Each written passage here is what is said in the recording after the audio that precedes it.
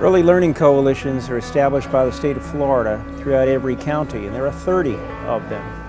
And our mission is really simple: to prepare kids to enter and succeed in school. So we work with the youngest children in our community. In our coalition, primarily birth through 5, and on a secondary basis, school-age children through age 12.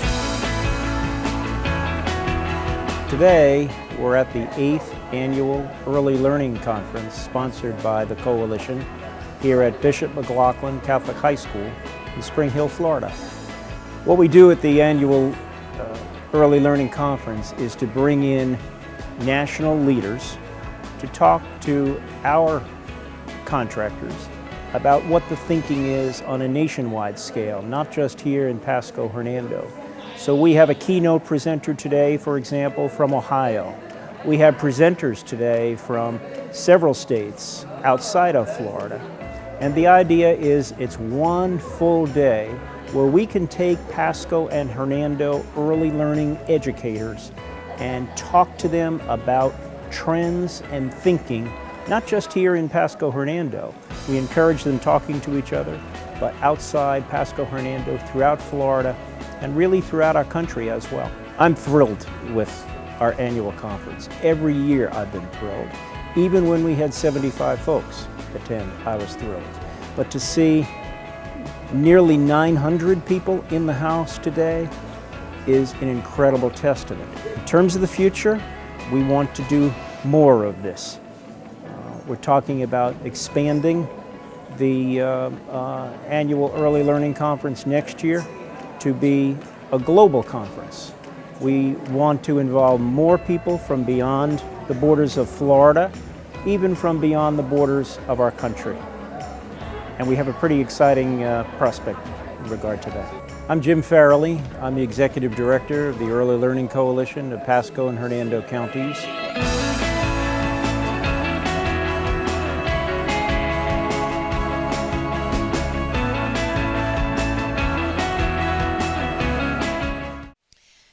Ladies and gentlemen, it is my honor to present to you the Hudson High School Junior ROTC 23rd Corps of Cadets in the presentation of colors.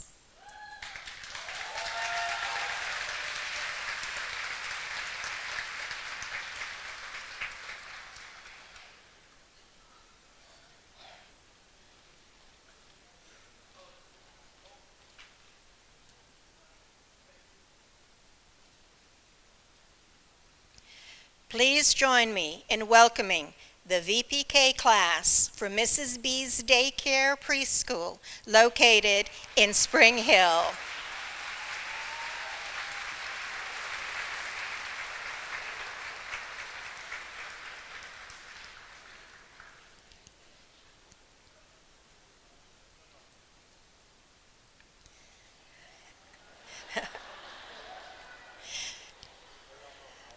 Ladies and gentlemen, it is my honor to introduce Kevin R. Doucette, Aviation Maintenance Technician, First Class, United States Coast Guard, retired.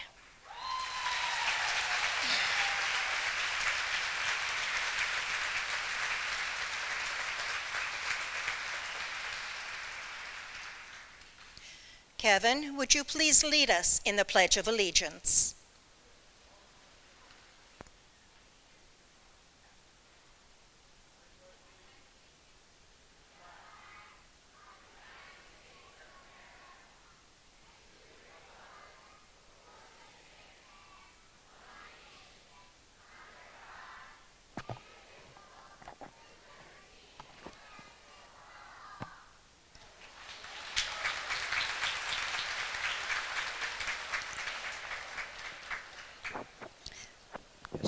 Thank you. Now Kevin has a few words for us. Good morning. It takes someone special to be an educator, a person who cares for others and aims to help students grow to their fullest potential. The best teachers are capable, dedicated, and hardworking, and are driven to make a substantial difference for the future of our children. Deciding to study early education is a unique calling and a career that is often self-sacrificing.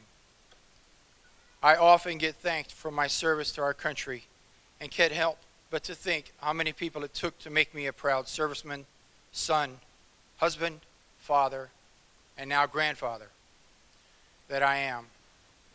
It all begins with early education and early educators such as yourselves who are so critical to our country. Reflect on how many lives you have influenced directly or indirectly, and those you have inspired to become productive members of our society. You really are the building blocks of our future. On November 11th, we will be observing Veterans Day, honoring and thanking all those great men and women who have served in the U.S. Armed Forces. I now thank you for your service, for all you have done for our children. You are the heroes of education.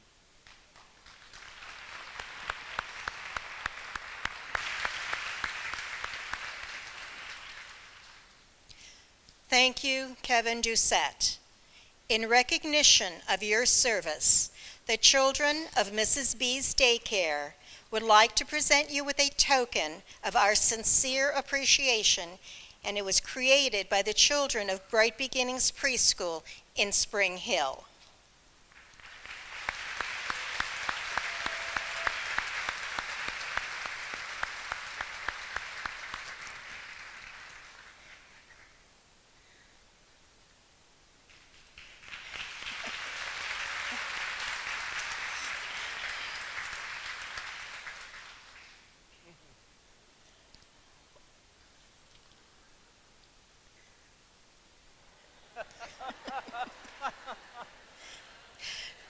Thank you, children of Mrs. B's. And thank you to the Hudson High School Junior ROTC 23rd Corps of Cadets.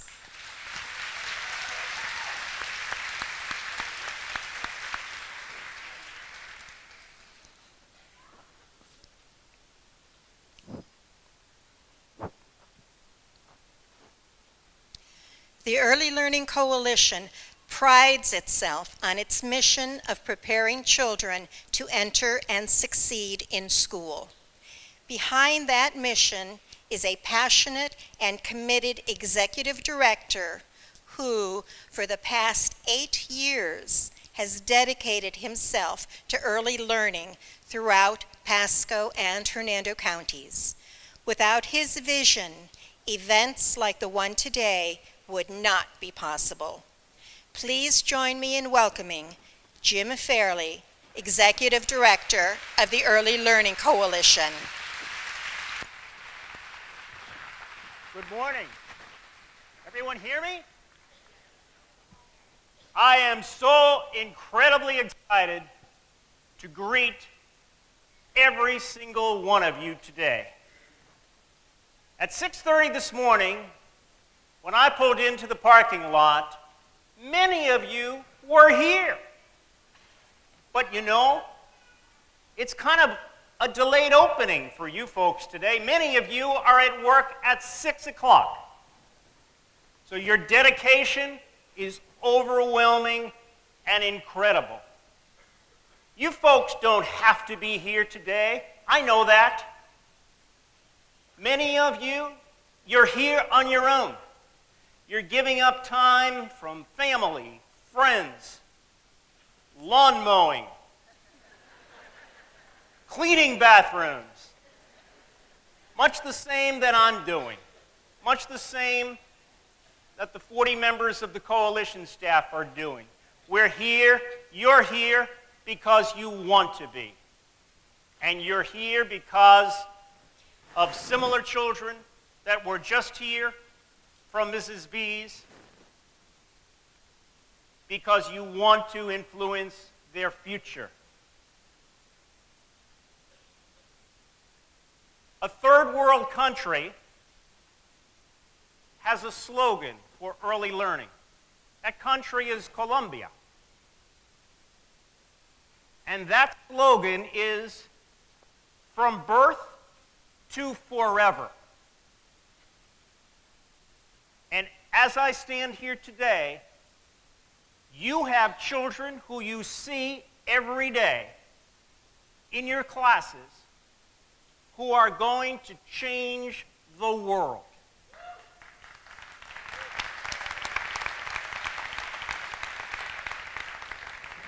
They're going to be great leaders. Maybe we have a future president, a future governor, a pilot who will take you to far away, far-flung, exotic places someday as you age. Just think about that. You know that little boy or girl who gives you a hard time every day, who maybe bites? He or she may be the person that saves your life someday, who may lead our country into even more greatness. And why? It happens because of you. It all starts with you. And this special day gives us an opportunity to share the newest and best, our brightest ideas for the future with you folks who are here because you care. So I'm going to ask you to do one very special but a little bit difficult thing for me today. I know I'm going home to bathrooms that need to be cleaned. I know I'm going home to a refrigerator that needs to be cleaned out. Lord knows I've got weeds going crazy around my home. But you know what I'm going to do today, and I'm going to ask you to do the same thing? Please, for the next 7 hours, work with me and put that out of your mind. Open your mind to new ideas, new ways of doing things, new people. We have people, presenters here who've come from all parts of the country. And by the way, this is our 8 years ago. For any of you who were there, we had 75 people attend the first annual Early Learning Conference in a Rat Trap Hotel on 19th. We've sure come a long way. And it's because of you.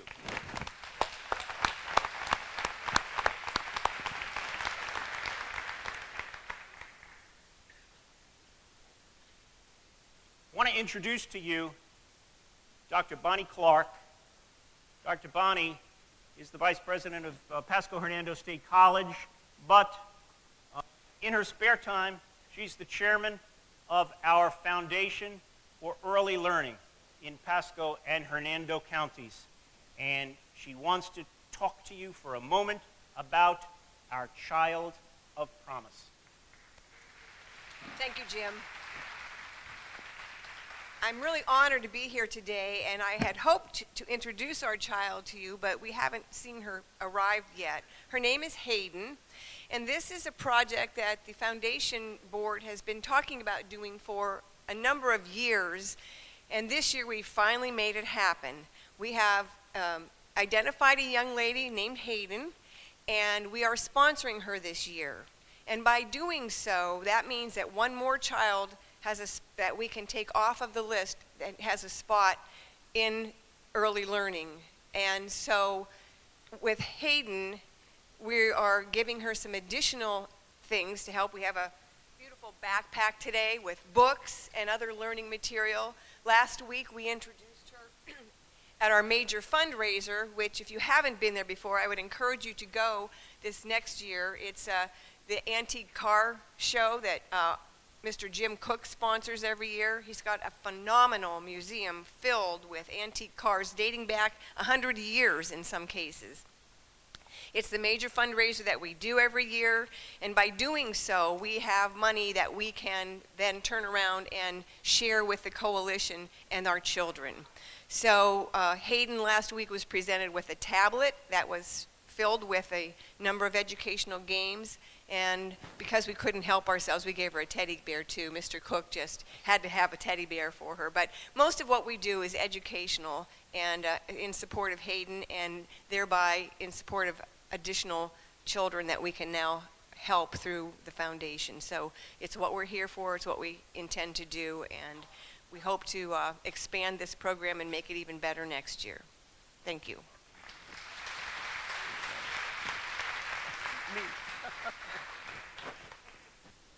Thank you, Dr. Bonnie. I hope everybody will take a moment, maybe when you leave the Performing Arts Center today, to stop at our foundation table. It's right out front. It's well manned by foundation volunteers, and to draw you in, especially this afternoon, we're featuring fresh baked goods. Now, I know you folks don't sample fresh baked goods. I certainly don't. Gained 30 pounds in the last year. And on that table of fresh baked goods is a platter of brownies made by moi. Now, there's another platter of brownies made by our finance director. I put a sign on mine, and they're limited. And my wife sampled them last night. In fact, she sampled 2, and she gives the thumbs up to mine. Look for the sign, "Made with Love" by the executive director. Thank you.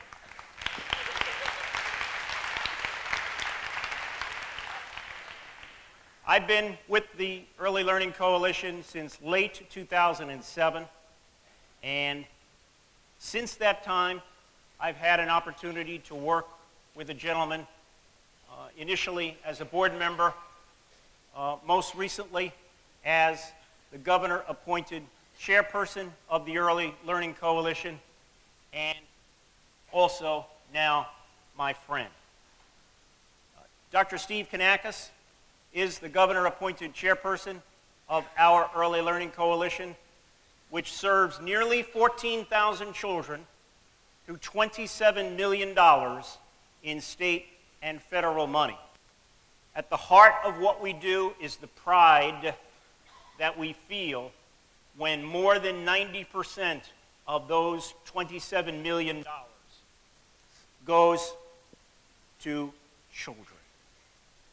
You'll be hard put to find any nonprofit organization anywhere that operates in that way. It operates that way because of the direction that Dr. Kanakis has given to our board and the direction that the board gives to me. I have 18 bosses, and I care about every one of them because they care about kids and they care about you. Governor Scott could not have chosen a better chairperson to lead our Early Learning Coalition into 2015 and beyond, and it's my pleasure to introduce to you, for some words of wisdom, Dr. Steve Kanakis.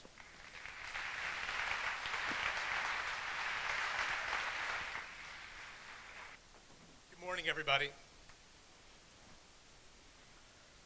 I had this problem last year, too. There's like a shadow right here. So I'm going to hold my notes. This year, the Board of Directors has undertaken a strategic planning initiative. As a prelude to the actual strategic planning conference, we were instructed to read a paper entitled, "A Commitment to Pre-Kindergarten is a Commitment to National Security." This was a result of a study undertaken by Major General Eddington, Admiral James Loy, and General Richard Hawley. This was an interesting concept for me and the other board members due to the fact that here you have military leaders pressing the need for early education as a means of ensuring continued national security. How in the world does early education fit into a national security plan? Well, these military leaders were pointing out what we've known for decades. Early childhood education leads to more educated, more stable, healthier, and more progressive adults. In the military world, 75% of all young Americans are unable to join the military, primarily because they are too poorly educated, have a serious criminal record, or are too overweight. They point out that improvements in early childhood education should lead to a 15% increase in graduation rates, which would amount to nearly 2 million more graduates nationwide within one cycle.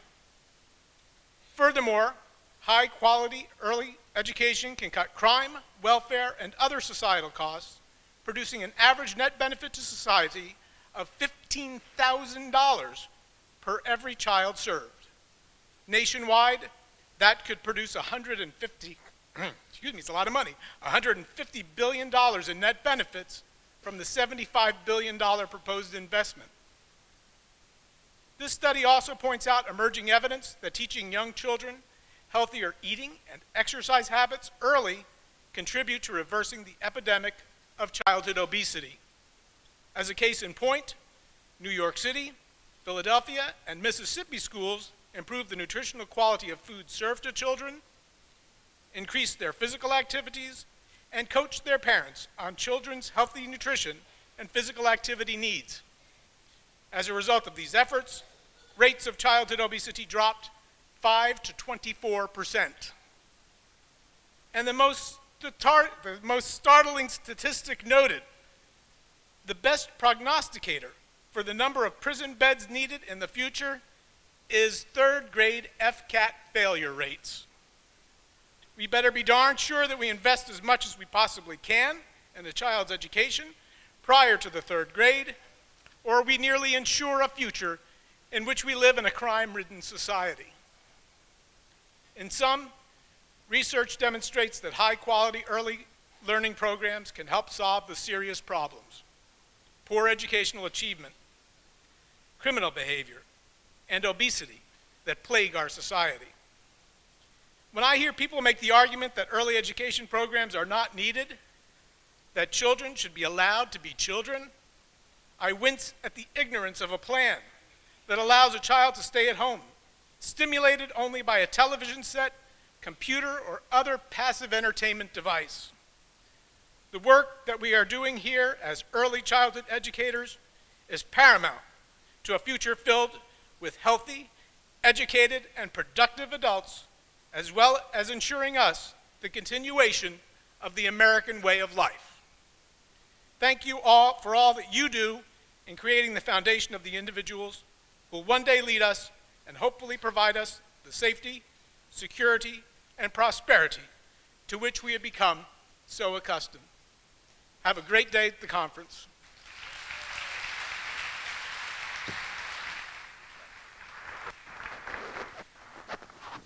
Okay, enough with listening to me. We're going to put even those beautiful children on the side for a few hours. And you're going to put the fact that it needs lawn mowing away too, right? You're going to forget about that just for a little bit.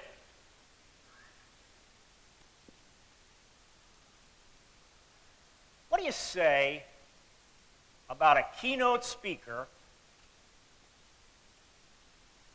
who you don't know?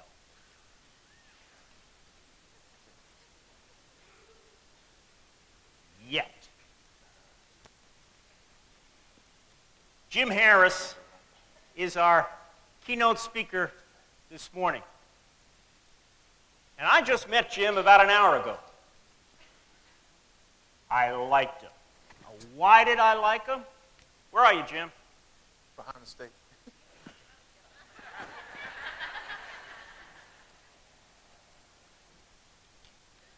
I liked him.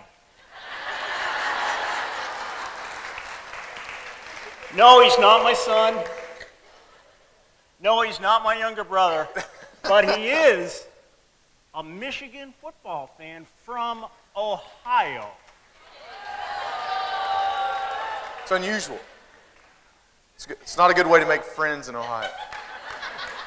I think he's probably going to entertain you with little stories about just the fact that he's here this morning, because of the problems out west, he ended up coming from Ohio via Miami and then driving up this morning from Miami. So if he falls asleep 30 minutes into his presentation, you'll understand. Bear with me. Jim is the owner of Opportunities Consulting Services. More importantly, he's the Associate Director at the Autism Training Center at Marshall University. He's going to entertain you. He's going to enlighten you. He's going to excite you. Yeah, look, keep lower, lower. And I am sure you're going to enjoy Jim Harris. Thank you, Jim. Appreciate it. Appreciate it.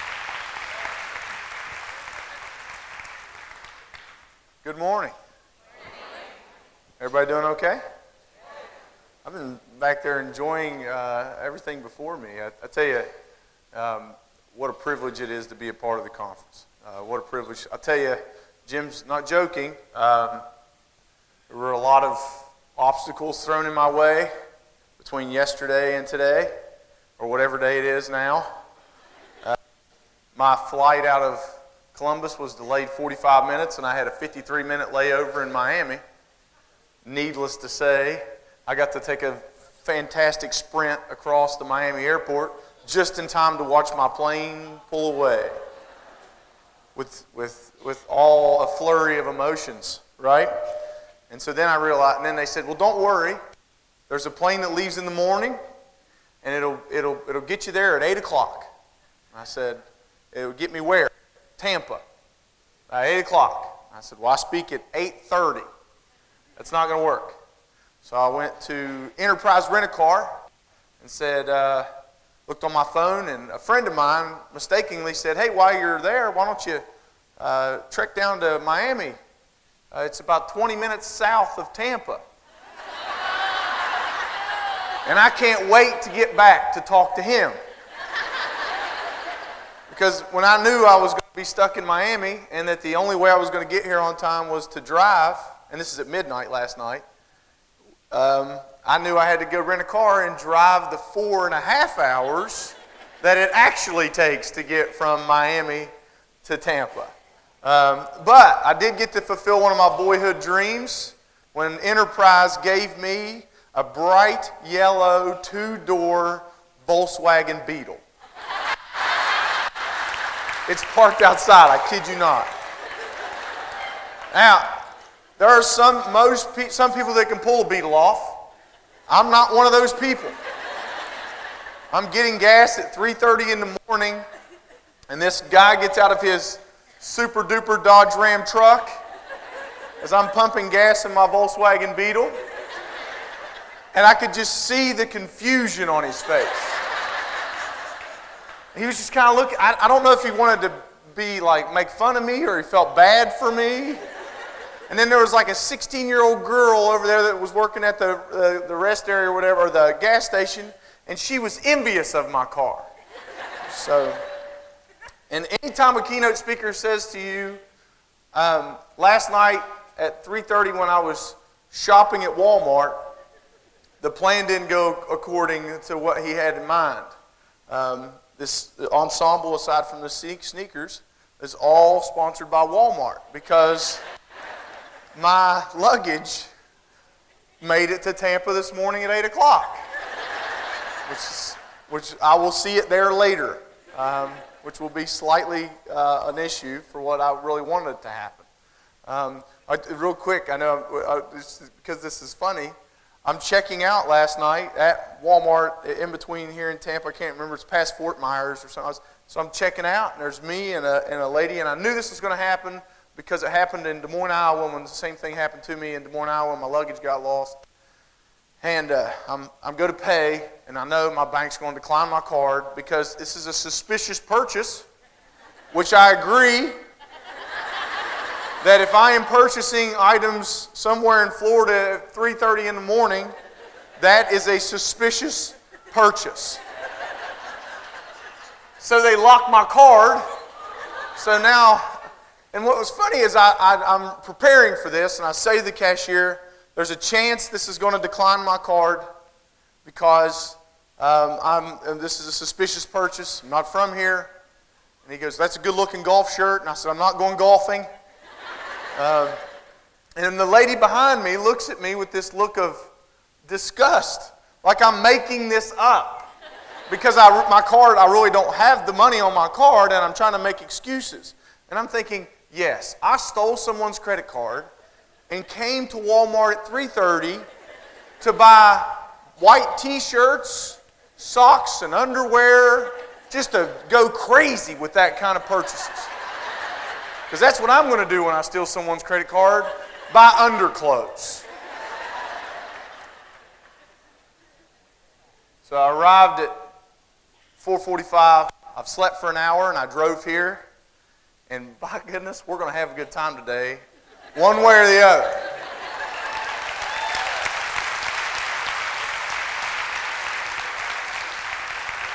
I appreciated Jim's comment about let's be here completely today. If you make the choice to be here and commit your time, let's make sure that we commit our time fully and we get the most from the day. Now, you've probably sat through a lot of keynote speakers, some better than others. So I want to tell you a little bit about what you can expect from me as a keynote speaker. So I kind of go through a list of things that will and will not happen. First thing, I'm not going to read PowerPoint slides to you. You okay with that? Have you been to that one? Have you been to that training where you sit there and feel someone steal your life one slide at a time? Right? To a clinical supervision training in Columbus, Ohio. I'm from Ohio, as Jim said. Oh no, I got to watch. Small group of dangerous people over here. I had to go to this training, and it was 6 hours on clinical supervision. And this gentleman read for 6 hours slides that had blue background and yellow writing, and it flew in left to right. Each sentence he read completely, not with enthusiasm. And I was sitting there thinking, you could have emailed this to me, and I could have read it in my pajamas with much more enthusiasm than you're doing right now. And another small hint, detail, strange physiological fact, a blue background with yellow writing at a training will make you have to pee the entire day. Just the way it works. So I'm not going to read PowerPoint slides to you. I'm not going to be quoting my book or talking about my book or anything about my book because my book doesn't exist. I don't have a book, so you don't have to worry about that, right? Now, this is something, my start, and I won't give you my whole big background. You can get online and read, Google, and find about where I come from and all that kind of stuff. But a lot of my early work was in early childhood. Early intervention and parent education in early childhood. And I did a lot of behavior intervention work in early childhood. Now, and I would go to these early childhood conferences, and I was always kind of cautious when I went into one and someone had a musical instrument on them. You know what I'm talking about, right? Where you walk in and you see the instrument and you're like, I don't know about this, right? Because you know what's going to happen. Midway at the beginning of the presentation, they're going to go, everybody stand up. And then I'm like, I don't want to dance. I don't want to dance at 9 o'clock in the morning in a well-lit room with a bunch of people that I've got to work with at some other point. I do my best work, dancing-wise, late at night with limited light. Those are my circumstances where I do my best work. Not first thing in the morning after I've had a muffin, right? So at no point will you be asked to jump up and shake your thing, and I'm not going to shake mine. If you'd like to shake your thing, that's completely up to you. I'm all about self-expression. Just understand that there are social consequences to such behavior. Lastly, certainly not least, the Ohio Association for the Education of Young Children Conference. I was speaking on Friday, but I went to hear the keynote on Thursday. A buddy of mine from back home was sitting beside me. A lot of times, the part of Ohio I'm from is the most southern tip, in case you can't tell. The most southern tip of the state. I'm right by Huntington, West Virginia, where Marshall University is. So we went to Columbus for the big conference, and I'm sitting there as keynote speaker. Really good speaker, by the way. She's great. But she goes out to the edge of the stage, and she says, I want everyone to stop and turn to the person beside you and take their hand and look them in the eyes and tell them why you love children. And my buddy looks at me and goes, dude, I'm not touching you. I said, that's good. I'm not touching you either. At no point in our conversation will I ask you to touch, hug, or rub your neighbor. Tell them they're your secrets. If you would like to do those things, just a word of advice, always get permission before you go in someone else's bubble, right? Because that's how felonies start, right? Right? I did work in corrections, and I know about that kind of stuff, right? What will happen? This is me. This is all I've got. Nothing flashy. I just talk with you. Try to have as close a conversation as you can have with a few hundred people, right? So there's no flash or anything. What's interesting about this is I'm very honest about that. But I was in Pittsburgh speaking one time, and after I got done, it was on challenging behavior. And people will come up and ask you questions, right? Sometimes they'll ask you questions about a specific kid or whatever it might be. And sometimes if there's someone that kind of waits in the back, I'm thinking either they got a really detailed question or it's a personal question that they want to ask, which is perfectly okay. So this very nice dressed lady comes up, and she's the last one in the room, and she says, you know what, Mr. Harris, I enjoyed your presentation. I said, well, thank you. And she goes, but when you first started to speak, I was concerned. And I said, well, why is that? And she says, your accent is quite dominating. I said, thank you. I don't know if it's a compliment, but I took it as one. And she goes, no. Seriously, you seem to know what you're talking about, but you know they have classes to fix how you talk.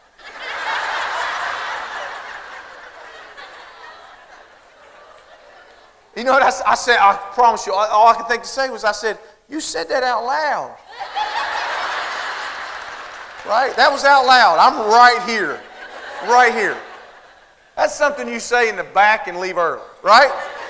Like, he's kind of smart for a hillbilly, and you leave. You don't go to the hillbilly and say, you keep it up, little buddy, and you're going to make something of yourself. It is what it is. I'm not an expert in children. I'm not an expert in psychology, biology, neurology, any kind of ology. I don't believe in people that call themselves experts. I don't mind if someone calls someone else an expert. That's an expression of respect. But when someone calls himself an expert, what that makes me nervous about is that they believe they're at the peak of a knowledge base. Now, you guys know, if you spend any amount of time around children, as soon as you think you have them figured out, what happens? He enrolls, right? He enrolls. He's that kid that's doing stuff you've never seen before, right? You end up Googling stuff by lunch. I'm not an expert in children. In fact, some of the best people that I've been mentored by are people that are constantly learning. They're students of families and children. They're students of the craft of neurology and biology and all these different things because they know the curve doesn't sit still. Experts and self-proclaimed experts are obsolete. I know you've probably met these people, right? They know everything up to 1997. After that, they're angry about the Facebooking and the interweb, right? So we have to constantly push ourselves, and I'm a student of kids most of all. Last but certainly not least, and this, I want to say this, and this isn't a statement of arrogance, this is a statement of responsibility. You pay attention to what I had to say this morning, and you'll walk out of this room better than you walked in. That's my responsibility. That's why I wouldn't let anything stop me to getting here, because I believe that I have prepared and I have learned and I have been mentored by people that have given me information that will help you do your work a little bit better. If I didn't believe it, I shouldn't be here. Everybody should bring that to any situation where you're asked to provide a service. You should believe that when you provide that service, that everyone walking out of that room, if it's their day, that they want to absorb that information, that they're going to walk out better than they walked in. Too often, we drift to the mean. Well, it doesn't matter if I really do that good a job because most people aren't going to listen. Or it doesn't matter if I'm really prepared today for class because the kids are not, it's Monday and the kids are going to be all out of whack. We have to show up with our A game all the time. And I'm going to give you my A game today, and I promise you that if you pay attention, it will have value for you. Now, the title of the keynote this morning is Truth Lies in an Opportunity. So the first thing I'm going to start with is this. This is the first truth. Kids are designed to control and upset you.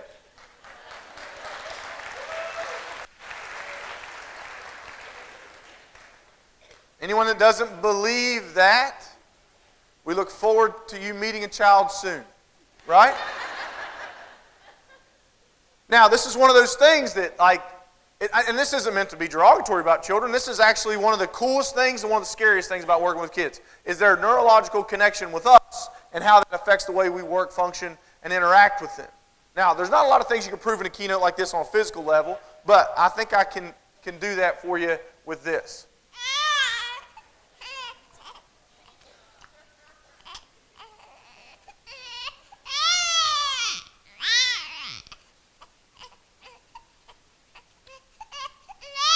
Okay, that's enough of that. Good therapy question. My background's in therapy. How did that make you feel? What happens? When you hear a baby cry, what happens? You feel it in your body at all? Yeah. Here's the thing. The baby's cry, a baby's cry, is designed to upset you, to gain your attention. What's interesting about this is, when you hear a baby cry, I did have time to run by the University of Florida and get a very high definition brain scan for you. Cutting edge technology here, right? Actually, I drew that on my son's iPad with Doodle Buddy. I use that one because it's easier to explain what I'm talking about. What's interesting about this is, in the middle of your brain, the inside of your brain is the deep limbic system, which has a lot to do with your emotions and integration of memory. But there's a little tiny thing that's an almond-shaped structure, and it's called your amygdala. And your amygdala, you don't have to remember that because I've got a better name for it. It's your old crap button. Okay? And your old crap button's job is to constantly scan the environment and find things that could potentially hurt or harm you. Okay? What's interesting about your old crap button is, think of this. Interesting, we'll keep the Walmart theme going. You ever walk into Walmart and hear a baby cry? What do you start doing? Where's that baby at? Right? The baby keeps crying, you're like, where's that baby's parents at? That baby keeps crying, you're like, I will call CPS up in here, right? You know why? Because it upsets you. Your body wants the baby to be helped. And the longer it happens, the more frustrated you get. Because your body wants that baby to be helped. And it's not a high-level brain functioning. No, it's not that at all. What's interesting about the amygdala is it reacts to a child in distress almost identically as if you are being threatened. Isn't that amazing? Doesn't that show you how connected we are and how at our core we are designed to protect and care for children? When you hear that baby cry in Walmart, you don't look around and go, I'm a caring childhood professional. I hear a child in distress. I will seek them out and meet their needs, right? That's not what happens. You're like, your body wants it to stop. I want the crying to stop, right? This needs to stop. Now, oh, you can barely see that. You see that okay? Can you see that? Oh. I'll tell you something. If you don't smile at that picture, if you don't smile at smiling babies, you are a sociopath. And I saw who some of you are. Actually, probably one of the best looking kids you've ever seen in your life, I'm assuming, right? That's my little one. That's Cody. He's a little bigger now. He started kindergarten this year. Yeah, and grew hair, a little traitor. And he's one of those kids, you ever have an early childhood, the kid that doesn't talk, and the parents all freak out, especially if the parents have just enough education to be neurotic, right? He's not going to talk, so we took him to speech. He started to talk, and now he won't shut up, right? Smile and the cry serve the same exact developmental function, draw you in. That's what they do. Smile and the cry serve the same exact developmental function, they draw you in. Let me give you space. You remember how many people have kids? Anybody have kids, right? Okay, a lot of people have kids, right? When we had our first kid, Jake's 8, and remember your first kid and how freaked out you were when you left the hospital, right? I remember leaving the hospital thinking we had the SUV, right? We bought the house and the fence. And we had a brown dog that we had for a year and it didn't die, so we figured we probably should have a kid, right? So here we go, and we got this kid. I remember pulling away. Honestly, this is sad that this is one of my first thoughts was, crap, we are completely responsible for this kid all the time. It was overwhelming, right? It's overwhelming. It made me nervous. But I was ready because I'd been around early childhood enough, especially in my early intervention days, to know everything that could go wrong with a kid, right? That's what makes you nervous, especially when you study developmental delays and things like that. You're watching your kid to make sure they're doing everything right and all this kind of stuff. But I can remember we painted the nursery and I read all the books, right? And then you go in, and the first time your little person cries, you go in and you get them, and you put them on a little changing table. You know, eye-to-eye contact's important. We got to have circles of communication. This is huge right now. So you're talking to them, you're like, look at you, you're a little special rainbow, right? And talking to them, you're going to go to prison, are you? No, you're not, you know. You're engaging their mind, growing that frontal lobe, right? But if we're honest, about 4 weeks into that, right? 4 weeks into that, you're laying in bed, you and your significant other, right? Baby starts to cry, and you go into that like Navy SEAL stealth mode to see who can hold the most still. Right? Yeah, you know what I'm talking about, right? And that way, you're just real still, real still. I'm sleeping. I'm still asleep over here. Dead out, wore out from today at work, right? You're sleeping. Then your significant other gets up and you go, hey, do you want me to get up? And they go, no, I got it. You go, you sure? And they say, I got it. And you go, okay, I'm just checking. I'm happy to get up. Or sometimes you have to get up, right? You get up and you go in there. And if we're honest, they're not quite as cute as they were in the beginning. And you get them on that changing table, it's like 3 o'clock in the morning, and you're like, we can't keep doing this. Daddy's got to go to work tomorrow, and Daddy's probably going to underperform. They're probably going to let me go. And we're going to lose the house. And it's going to be your fault. And what do? They smile at you. And you're like, one more diaper, but you got to start helping out around here. This is ridiculous, right? You ever do this? You ever see the kid?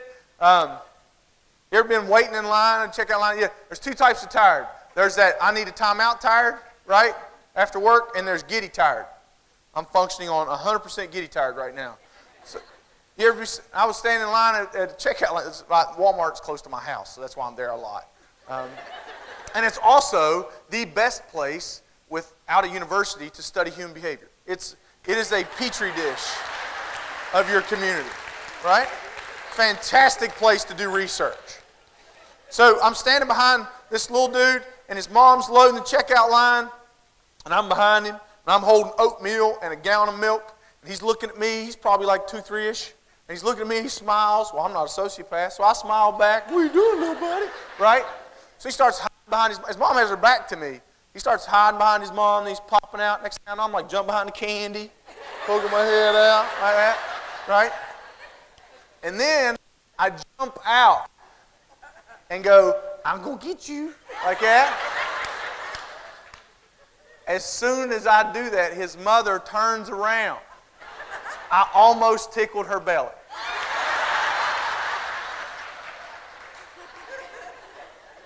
Now, sometimes I forget I'm a 6'2", 240-pound, bald-headed, bearded man. And some women might find it alarming for me to tickle you in the Walmart checkout line. Especially if we haven't been properly introduced, right? And she jumps back and goes, oh, Lord! Right, like, and the only thing I could think to say was, ma'am, I am a professional.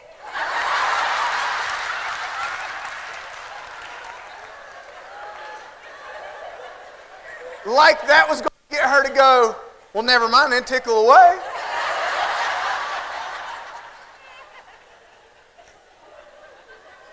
What's amazing about that is that little guy, my dad loves to talk to me about this, that little guy who probably isn't good at a lot of things could completely control me in all my degrees. That's what my dad says. How's those degrees working for you now, son? Children are designed to control and upset us. The good thing is we're designed to meet their needs. We are. Our job is that the half of it is the alarm, that oh crap button. A child's in distress. A child cries, a child smiles, a child tries to engage us. We are designed to care for children. Designed. Now what's interesting about this is the region of your brain, I'm not trying to make this into a big neurology lesson, but it's important to understand this. The region of your brain that helps you do that is called your prefrontal cortex. I call it your Einstein. What your Einstein does helps you, this is from Robert Sapolsky out of Stanford, one of the best descriptions of the prefrontal cortex. It helps you to do the harder thing. Most of what we do that's what's right for children is the harder thing to do. It's harder to stand there and wait while you watch a child try to tie their shoes. It's easier just to go, put your foot right there, right?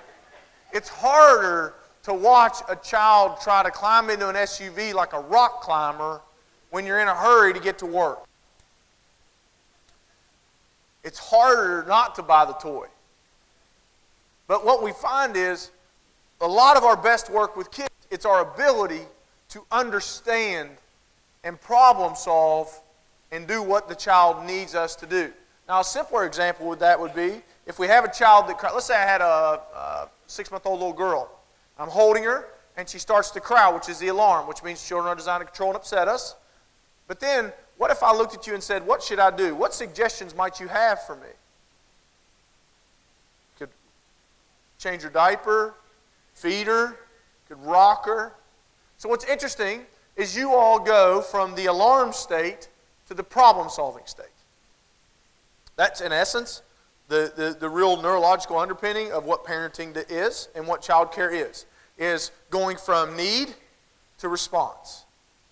And what you all have done is because you've spent time in working with children, you have a toolbox full of strategies that help you move from alarm to meeting needs.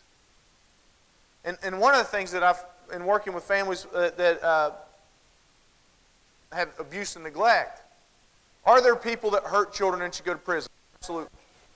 But I've worked with a lot of parents that all they have is the alarm.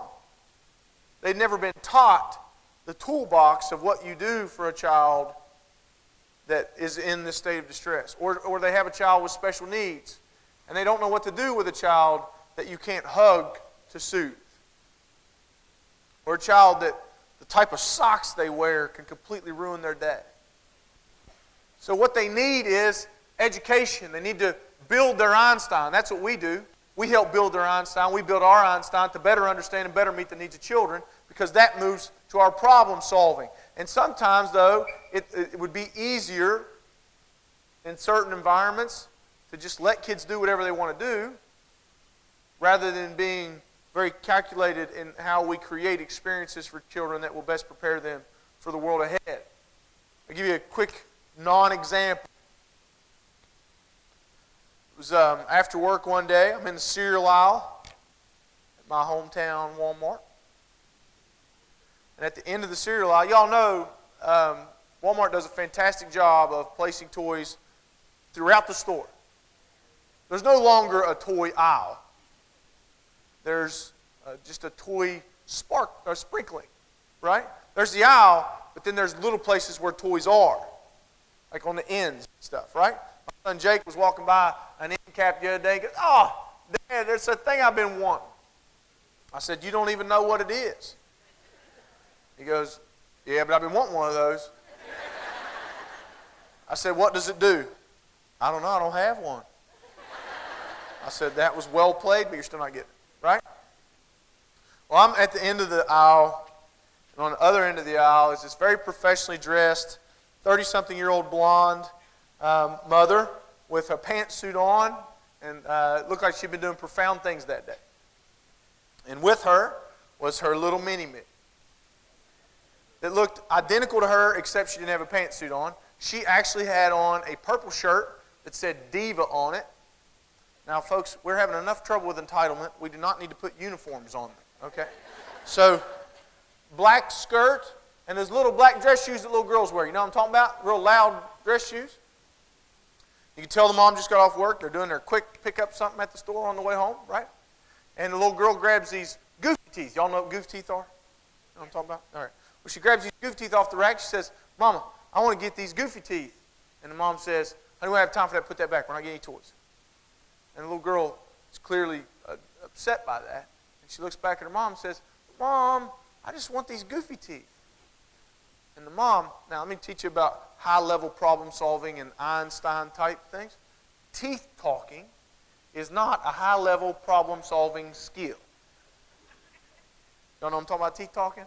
Right? When you show emphasis on clenching your jaw. Now let me make it very clear, I'm not speaking from the mountaintop. Have I ever teeth talked to my children? Yes. Will it probably happen in the future? Yes. Is it my best work that I want to record and show in a workshop? No. But, so this mom, after the little girl kind of whines back at her, clenches her teeth and says, put it back now. And the little girl looks at her mom and she clenches her teeth and she goes, I want them now. She's very disappointed in her mother's behavior at this point, right? And then the mom just says, no. So the little girl goes, puts her hand on her hip, shifts her weight back to her back hip. Now, I've been married long enough to know that this is the posture of attack. Looks very casual, looks very relaxed. But you could get a verbal assault or a physical assault. Potentially the combo, right? That one. So, the little girl's got her weight on her hip, and she goes, I want them now. Now, remember, we're in Walmart with laminate, those real hard floors. She's got those little black dress shoes on. It sounds like someone just shot a rifle in the cereal aisle. So now, everybody that's walking by, and if you're honest, you do it too, what are you doing?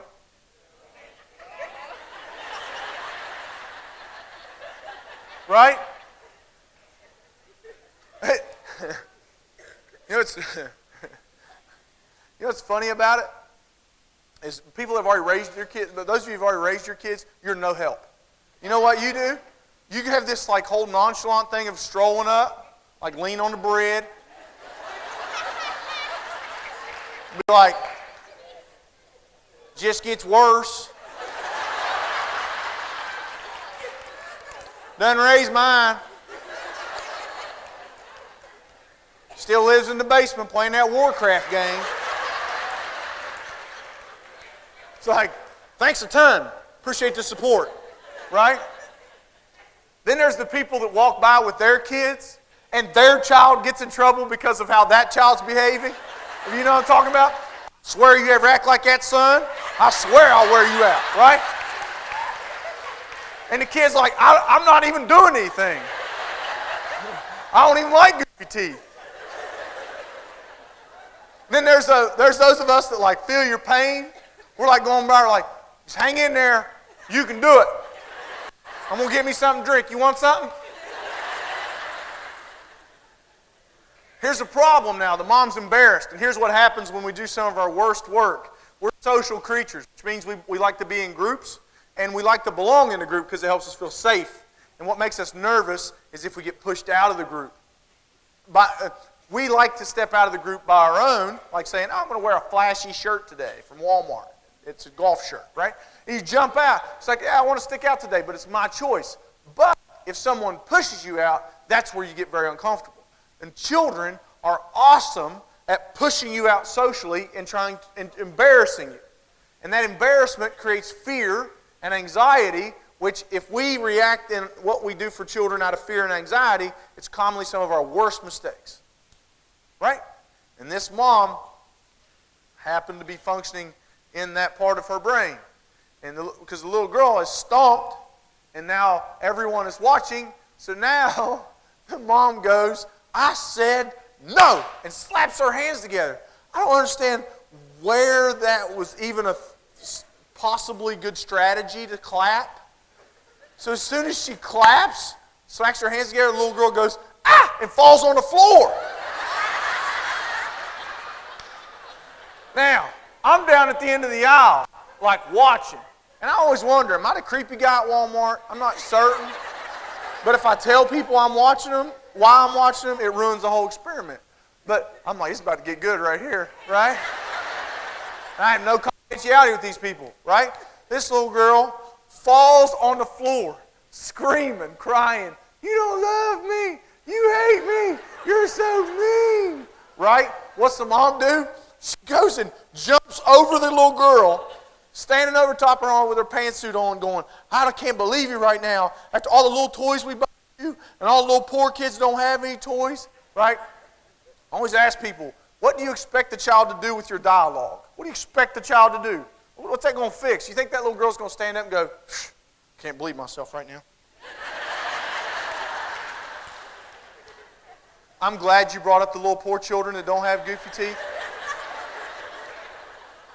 Because I need to go home and think about what I've done. Right? So what's the mom do? She wants it to end. Her brain wants it to end. She wants it to stop. She wants everything to be okay. So what does she do? She goes over, she grabs the goofy teeth, and puts them in the cart. I'm on the other end of the aisle like behavioral health Superman. No! Right? Don't do it. Don't do it.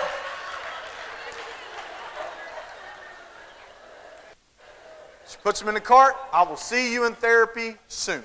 Right? Because when she turns 16, you better buckle up. Right? Now, I'm gonna let this mom off the hook because I think it's the right thing to do. How many of you, with your children or someone else's, have ever not done the exact right thing in a situation? Would you raise your hand for me? Real good and tall for me? Good and tall? Okay, good. Good. Let me tell you something. If the person sitting beside you did not raise their hand, they will lie about other things too.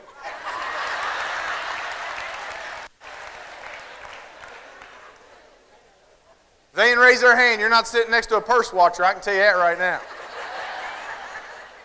We all make those mistakes. We all let our emotions get ahead of us. I think that's one of the things that we could do a better job of in connecting with parents, is at letting parents know that we're all imperfect and we're all trying to figure it out and we're all getting a little bit better every day and we make mistakes. But the important thing to understand is when we make mistakes, children are designed to control and upset us, but we're designed to meet their needs. And meeting their needs is a huge learning process because every child has a different way of presenting their needs and every child needs their needs met in a specific way.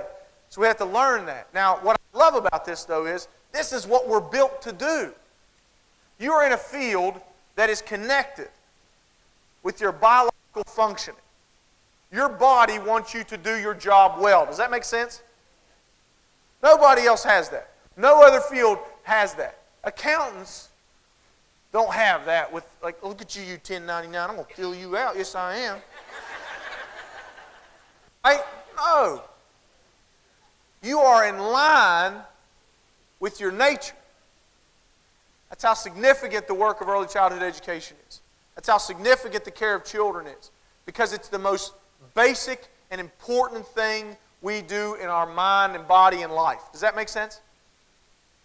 Now, I can see, though, how sometimes we don't see the value of this because of outside sources. I was speaking in Pocahontas County, West Virginia, for an early Head Start conference for the whole state. And at one of the breaks, a lady comes up to me and she goes, "We got this kid in our class, and I'm telling you what, he is a handful. And he lives with his grandmother. His mother and father are nowhere to be found. His dad's never been around. His mom left him with his grandmother after a year. And for that first year of his life, he bounced around a lot. And she goes, he's got a lot of behavior problems. He's about 3 now. And I'm always trying to figure out what I can do to be helpful and I want to talk to you about some of the stuff that he does, and I want to see if there's anything I can do. And then she stopped herself and said, but you know what? I should probably just go get the teacher because I'm just an aide. And I said, listen, and I'm a pretty easygoing guy. And I was nice in saying this, but I said, listen, don't you ever say that again. Don't you ever say that again. Don't ever marginalize your work again. Because you don't know how many kids' lives are better because of just an aide, just a bus driver, just a Sunday school teacher.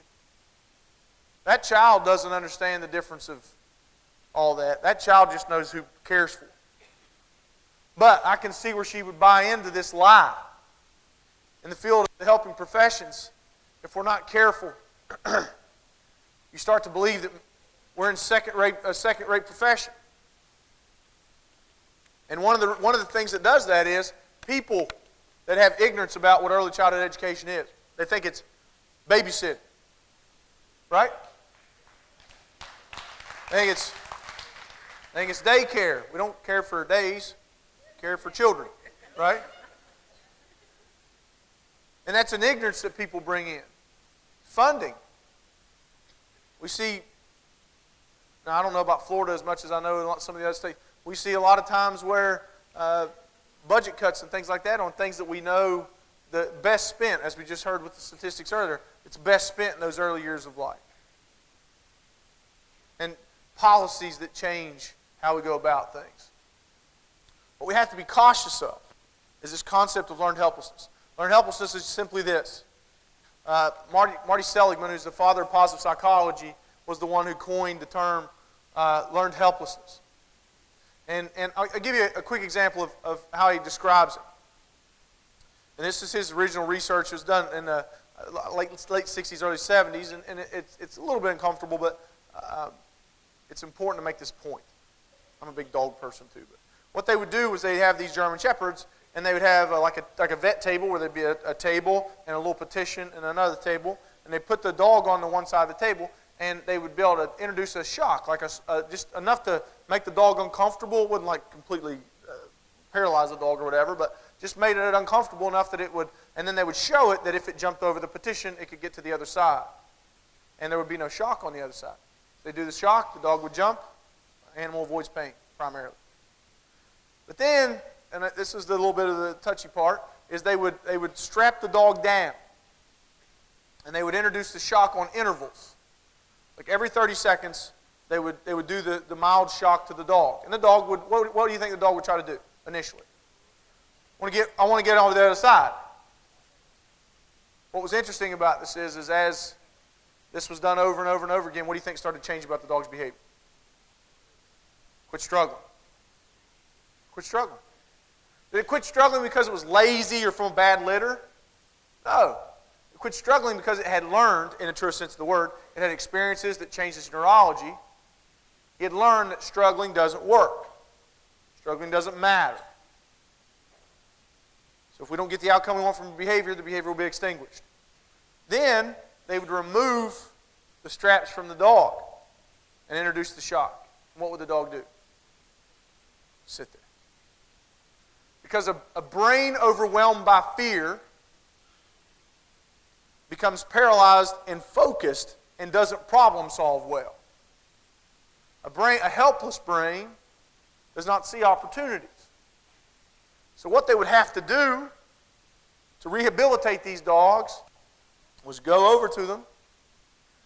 And initially, what was interesting about this, they would go to try to help some of the dogs over, and guess what some of the dogs would do when people would touch them? Try to bite them. Was it because they didn't like people or because they had some sort of brain malfunction? No, it's because they're scared. And when you're scared and you don't feel control over your environment, everything's a threat. Everything. I think we need to think about that sometimes with some of the kids we have coming into our care, is that when they come in, they've lived in such a stress-ridden, conflict-ridden environment that any approach is a threat because of how they've learned. Doesn't matter how sing-songy we might be about that approach, anybody coming. So what they do, they would stand by the dog and watch the dog's vitals and watch the heart rate go down until it got comfortable with the GA being there. And then they would pet it. The dog would get a little bit nervous.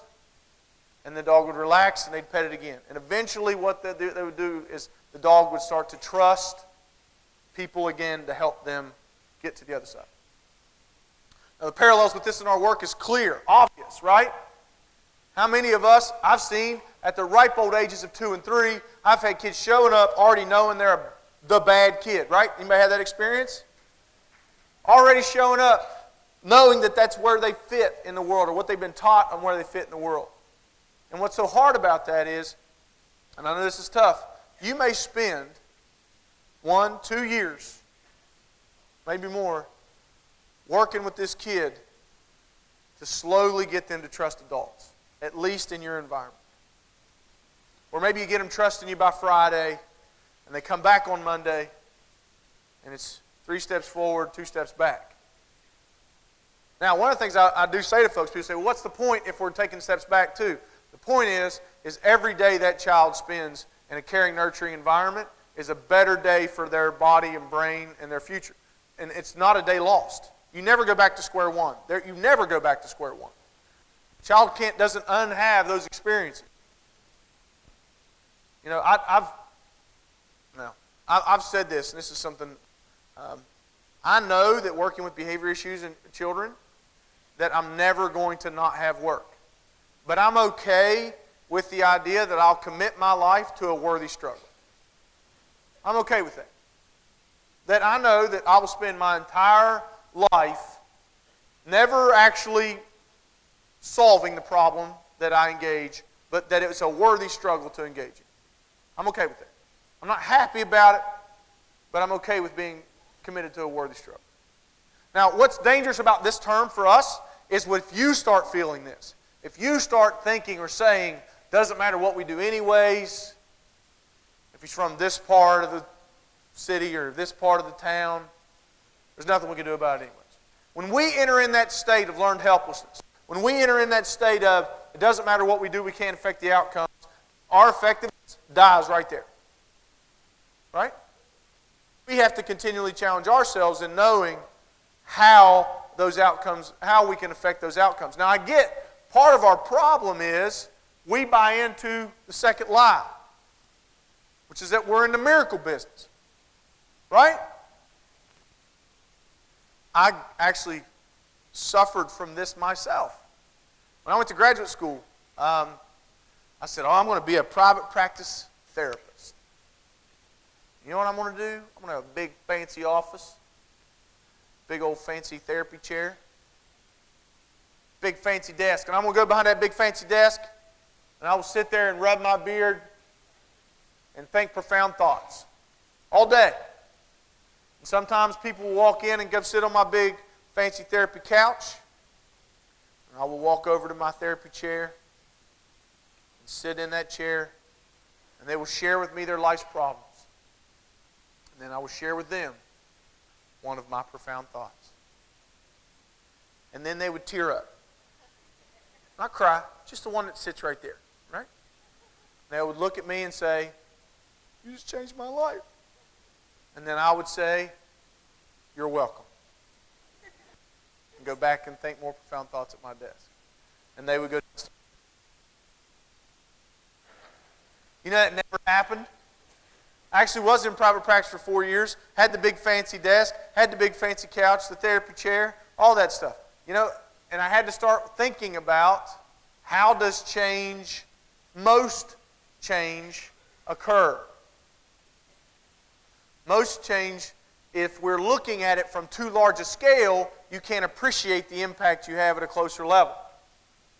If you look at people, you know, one of my big things, I like to study biographies, I like to study people's lives. If you look at people like Martin Luther King, Winston Churchill, all these kind of folks, you look at their lives, their life wasn't changed by a moment, a huge drastic thing that shifted them in a whole different direction. Their life was a result of small interactions and sequences that slowly drifted them in a direction that brought them to their outcome. It may look like magic when you watch a Lifetime movie, right? But real, meaningful change is a steady drift. A steady, what I call a nudging in a better direction. So they get nudged in a little better place. and this is one of the things that I think can help us maintain a sense of autonomy or effect on what we do. And I'll give you an example of this. I'll wrap up with this story that I'll tell you. I told you I live in the southern part of the state, and we border West Virginia. I had the privilege of working with a young man, and his parents were both disabled and unemployed. And they lived in what we would call a holler. And they had a trailer at the end of the holler, and both parents were disabled and unemployed. Doesn't matter if it was valid or not. But now sociology will tell us that he's most likely, Johnny will call him, Johnny was most likely to end up similar to his parents. That doesn't mean that you're predetermined. It just means if we're playing statistics, you're more likely to end up similar to your parents. Now, Johnny, when he was born, was fortunate enough to be born in a community that had good early intervention services. And he was identified at the hospital as an at-risk child because of his family circumstances. So guess what? From birth to 3, they had people that came to his school, or came to his home, and worked with his parents. Now, did they do big, amazing things with his parents? No. You know what? I've talked with the birth to 3 people that work with this family. You know something they taught them? If you're heating your house, if you're heating your trailer with a kerosene heater, how do you keep kids safe? If you're going to the store to buy groceries, what are the things you have to get every time for your baby? That kind of stuff. Nothing magical, right? Now, do you think every time those birth to 3 people left, those early intervention people left, the parents stood on the front porch and said, "Thank you.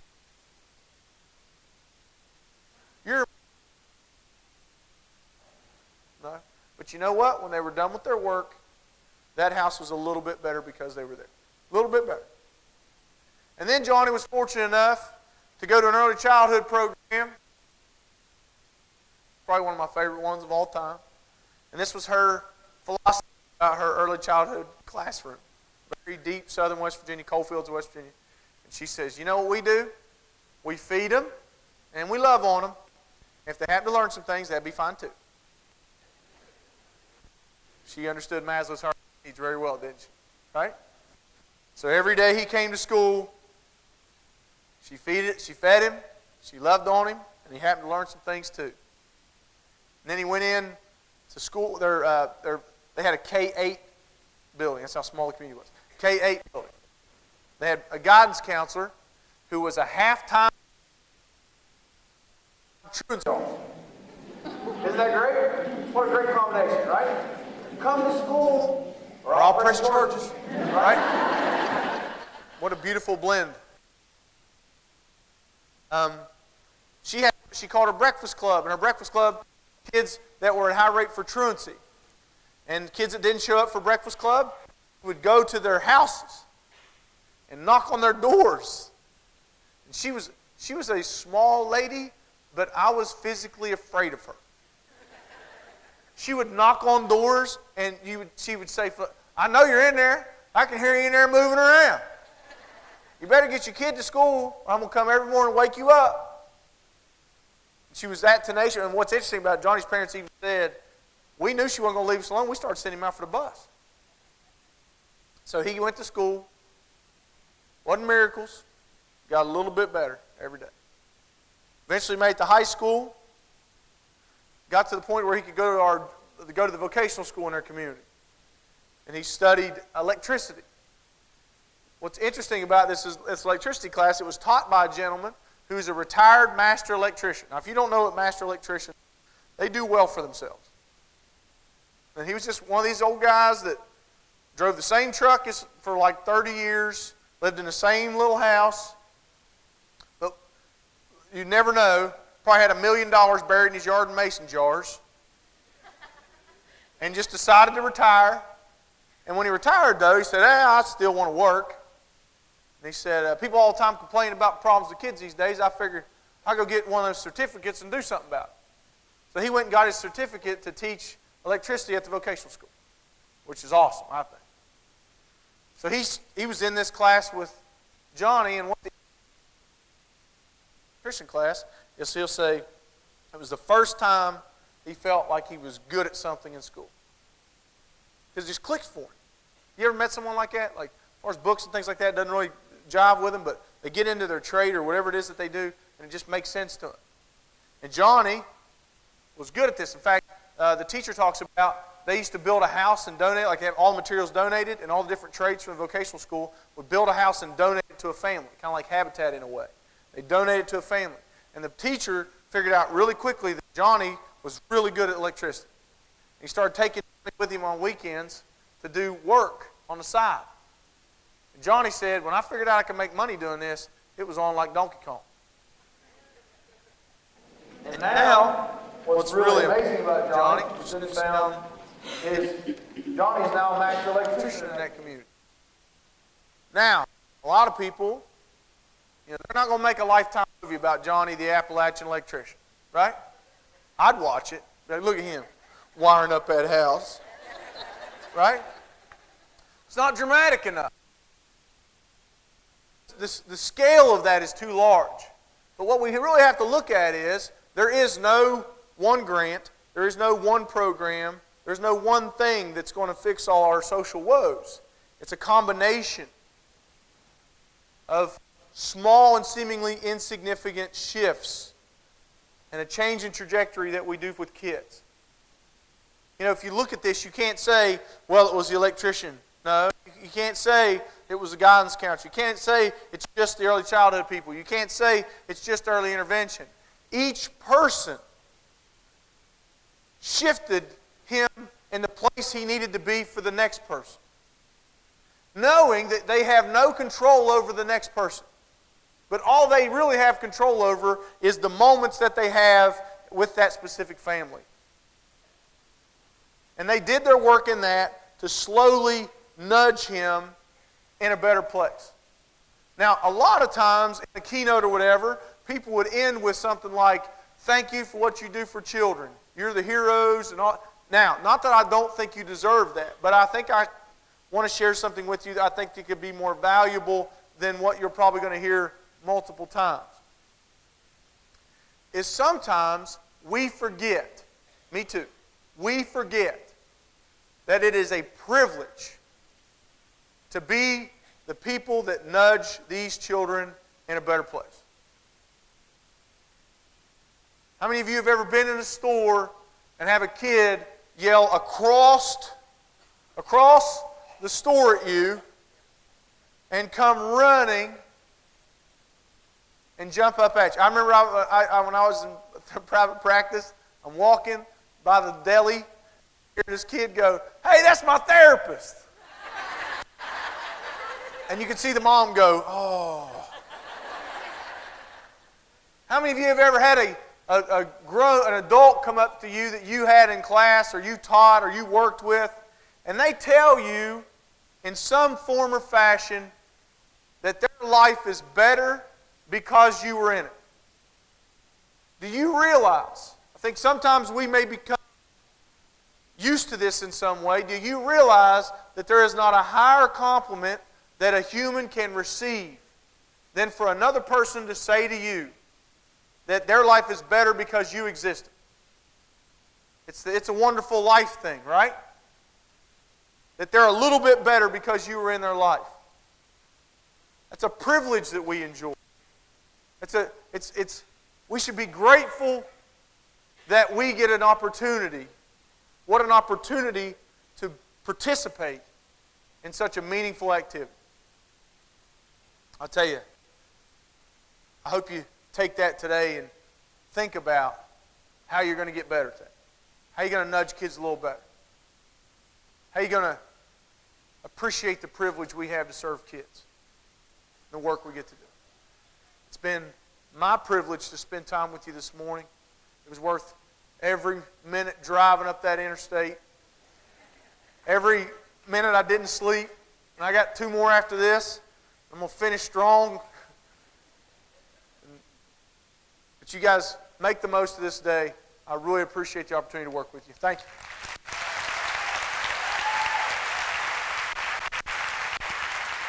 Thanks, Jim. Appreciate it.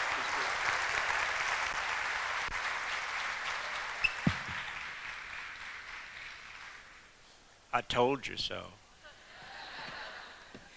Ladies and gentlemen, you've got exhibitors outside who are waiting to see you, vendors who want to see you, and first session at 9:45. Thanks so much for your attention.